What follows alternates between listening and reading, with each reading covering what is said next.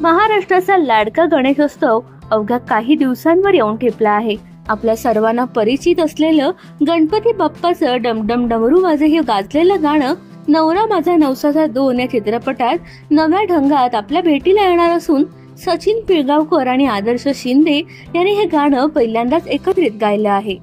सुश्री या चित्र या निर्मिती संस्थेची निर्मिती असलेल्या नवरा माझा नवसाचा 2 या चित्रपटाची निर्मिती, कथा, पटकथा आणि दिग्दर्शन सचिन पिळगावकर यांनी केलं असून संवाद संतोष पवार यांचे आहेत।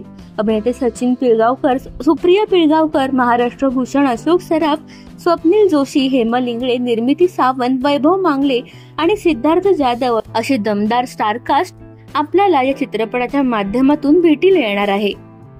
या गाण्याविषयी सांगताना आदर्श म्हणाला की डमडम डमरू वाजे हे गाणं मी लहानपणापासून ऐकत आलो आहे।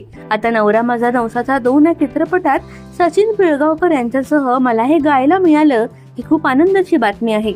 आम्ही दोघांनीही एकाच वेळी एकत्र उभं राहून हे गाणं गाण्याचा वेगळा प्रयोग केला आहे। त्यामुळे पूर्वीच्या काळी जसं रेकॉर्डिंग व्हायचं तसं हे गाणं केलं आहे। तो अनुभव खूप कमाल होता। यंदाच्या गणेशोत्सवात हे गाणं नक्कीच गाजेल अशी मला आशा असल्याचं गायक आदर्श शिंदे यांनी सांगितलं आहे। दरवर्षी गणेशोत्सवानिमित्ताने गणपती बाप्पाची अनेक गाणी येत असतात, मात्र यंदाच्या गणेशोत्सवात डमडम डमरू वाजे या गाण्यामुळे अधिकच स्पेशल होणार आहे। प्रत्येक घरात मंडळात हे गाणं वाजेल यात शंका नाही।